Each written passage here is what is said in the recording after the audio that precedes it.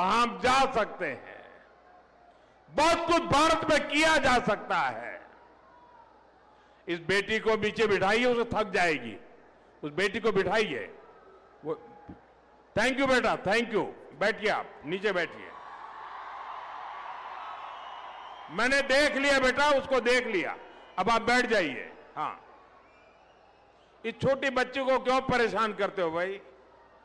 इन बच्चों को बैठने दीजिए प्लीज। बच्चों को परेशान मत कीजिए जी। साथियों, हमें विदेशी मुद्रा बचाने के जो भी रास्ते हम लोग अपना सकते हैं, हमें बचाना होगा। साथियों, गोल्ड यानी सोने की खरीद एक और पहलू है जिसमें विदेशी मुद्रा बहुत अधिक खर्च होती है। एक जमाना था जब संकट आता था, कोई युद्ध होता था, तो लोग देश हित में सोना दान दे देते थे। आज दान की जरूरत नहीं है, लेकिन देश हित में हमको ये तय करना पड़ेगा कि साल भर तक घर में कोई भी फंक्शन हो, कोई भी कार्यक्रम हो, हम सोने के गहने नहीं खरीदेंगे, सोना नहीं खरीदेंगे। विदेशी मुद्रा बचाने के लिए हमारी देशभक्ति हमें चुनौती दे रही है और हमें इस चुनौती को स्वीकार करते हुए विदेशी मुद्रा को बचाना होगा। साथियों, ये समय एक और बड़े सबक का भी है।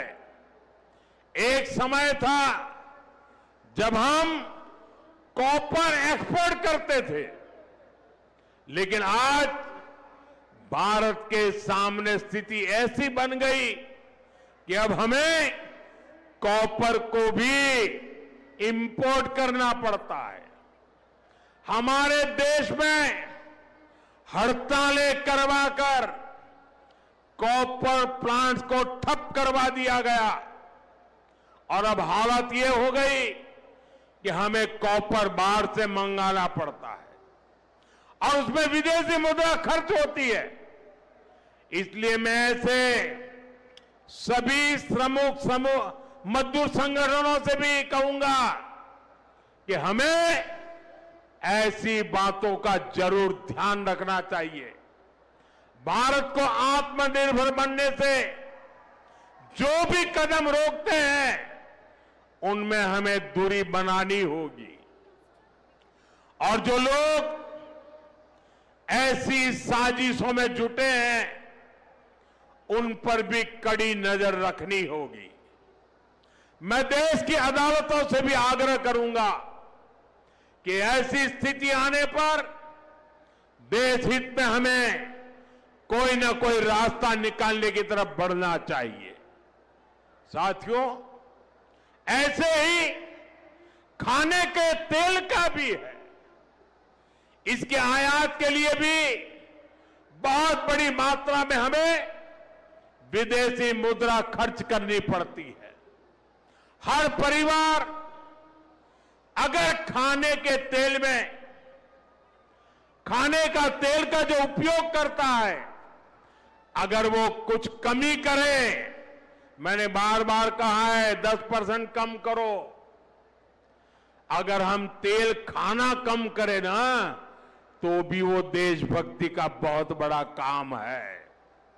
आप देश सेवा में योगदान दे सकते हैं और इससे देश सेवा भी होगी और देह सेवा भी होगी। इससे देश के खजाने का स्वास्थ्य भी सुधरेगा और परिवार के हर सदस्य का स्वास्थ्य भी अच्छा रहेगा। साथियों, विदेशी मुद्रा की खपत वाला एक और सेक्टर हमारी खेती है।